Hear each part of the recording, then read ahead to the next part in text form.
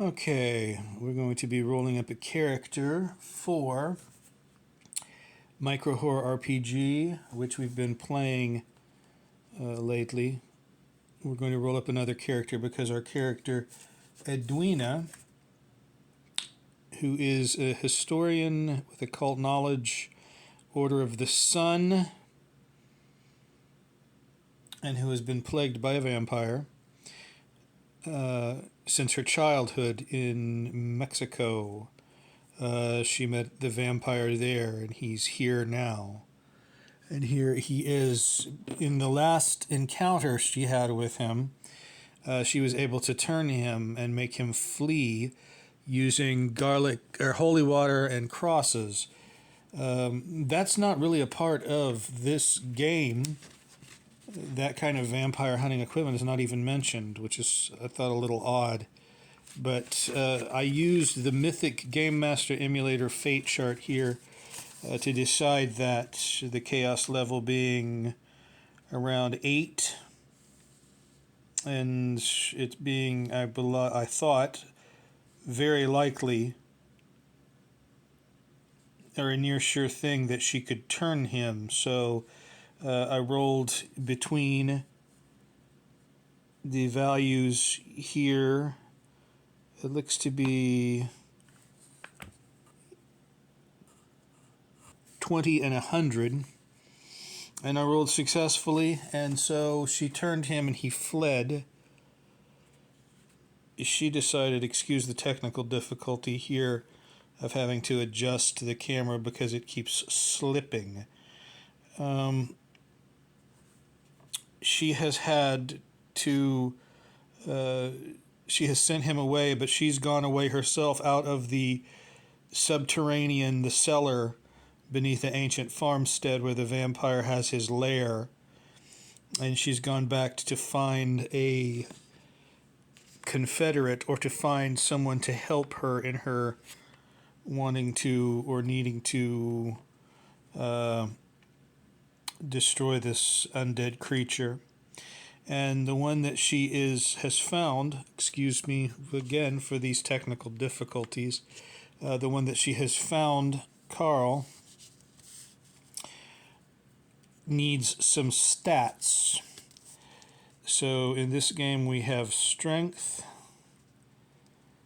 dexterity, wits, and charm. Those are all rolled on a 1d4. His strength is 2. Dexterity is 2. Wits is 3. And then charisma or charm is 4.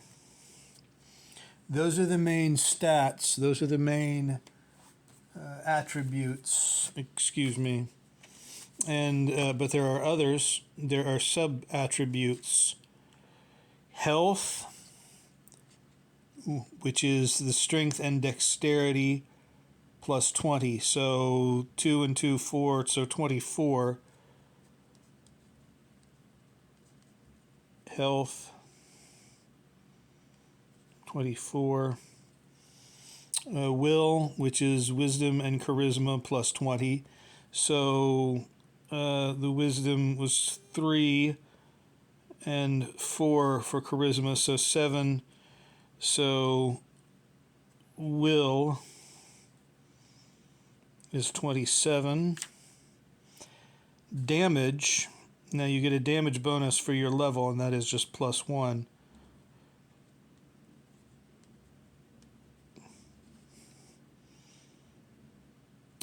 Presence, not quite sure what they mean by that, but presence is your charisma plus 10. So charisma is 4, so 14 for presence. Adrenaline and terror. Now that is another thing with the game. Once your will is down to 0, then you start collecting adrenaline and terror. Adrenaline can be spent for terror. I'm not sure exactly what they mean there.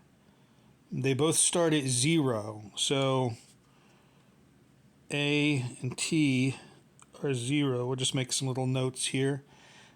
Faith is another thing. I'm not exactly sure. Faith is almost like spells in this game. But characters, depending on their class, can use the power of prayer. That your faith is your wits, which here that is 3 plus 10, so 13.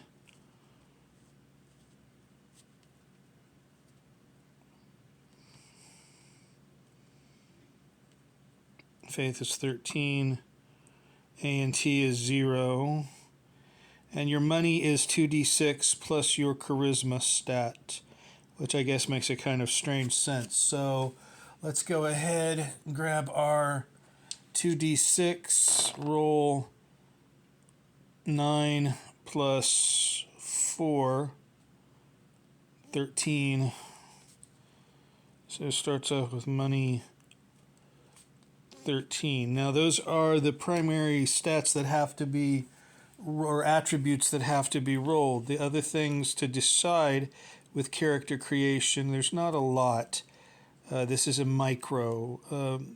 Depending your skills, these can be rolled at random on a 1d12. But let's say that this character Carlos or Carl is skilled at, since his charm, he's skilled at persuasion. So persuasion, I'll just write that down. Skilled at persuasion. The orders. Now the orders are interesting because the orders are for the monster hunters. There's the order of the lone wolf, which gives you a +1 to any stat. Those are people that want to hunt monsters alone. That's their order. The order of the hammer gives you a +1 to strength. That's an order that values physical brutality in fighting monsters. Order of the dagger gives you a +1 to dexterity. That's stealth and subterfuge in fighting monsters. Order of the cross. Now this is where it gets weird. We said faith before, and apparently casting spells in this game, faith is 13, is dependent upon prayer, which is, I find, a little strange. But the Order of the Cross is a Christian monster hunters, and the Order of the Sun are occult or pagan monster hunters. And that gives you a +1 to your wits if you're in that order, +1 to your charisma in the other. Weapons. Some of the weapons here seem dated, like D&D type weapons or fantasy weapons. I can't really see modern people carrying these. Silver bullet rifle for this work, yeah. Silver spray shotgun. I don't know what a bloody bastard sword is, but a heavy revolver or a magnum revolver would seem to be most appropriate here. So let's just put down. And I'm not paying attention to how much these things cost, really. Let's equip the character based on what he is at first, not on the money he starts out with. Armor and outerwear. Some of this stuff is strange. Car door shield gives you a +16 to your health bonus. I believe that is, or no, excuse me, +36 to your health bonus. What is a car door shield? I can't see this character having anything more than a leather jacket or heavy hoodie. So let's put leather jacket down. That gives him a +9 to his health bonus. So let's put down leather jacket. And then the health, 24, 9, 10, 11, 12, 13. So 23, 24, 33 would be his health now. So that is if he needs to roll. And when you roll against your attribute here, that is rolling a d6 and trying to roll under. It's a roll under system. So consumable items, also a very strange factor of this game. Consumable items include things like dry granola bar, turkey sandwich, plus D1, plus D3 to health. And they give you pluses to your various, but it's a roll under system. So very interesting. The plus modifiers are actually negative modifiers. This guy could have a turkey sandwich with him, and that's going to give him a plus D1 to health. So, excuse me, a plus D8. Excuse not. There is no D1, and there's a plus D8 to health.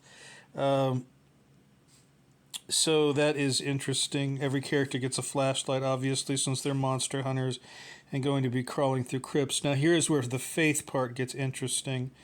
The Book of Prayers has different spells, I would call them. Heal, recover D4 plus wits. Balance, protect. You could roll all of these at random on a D12. There are about 12 of them.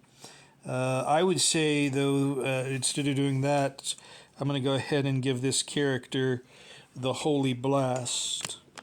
Again, excuse the technical difficulties here. We're just getting our legs of doing this, and so things are a little rough right now. Let's go ahead and Holy Blast. I know this is looking very, this is going to have to be redone, this card. But the final thing, obviously, now you've got all your stats, your equipment. Carlos has got a heavy revolver. He's wearing a leather jacket. His order is the lone wolf, although Edwina has convinced him to go with her in her vampire hunt. He may do so reluctantly, preferring to be a lone wolf, but a thread or a subplot may be their contention because he is a lone wolf. He doesn't want to accompany her. He has 13 in money. I guess that's $13. And Holy Blast is his prayer or spell that he can use. Not a terribly strong or dexterous person, but one that's very charming. He has the proficiency in persuasion. So that is how you roll up a character for micro horror RPG. I don't believe we've forgotten anything. I believe we're going to have to go back over and redo this card, obviously, because it's a mess. But it's very difficult to write and look at this camera at the same time and try to control it and keep it from moving. But you get the idea, and the next video will be the playthrough. Edwina and Carlos coming back to the underground lair of the vampire that she turned.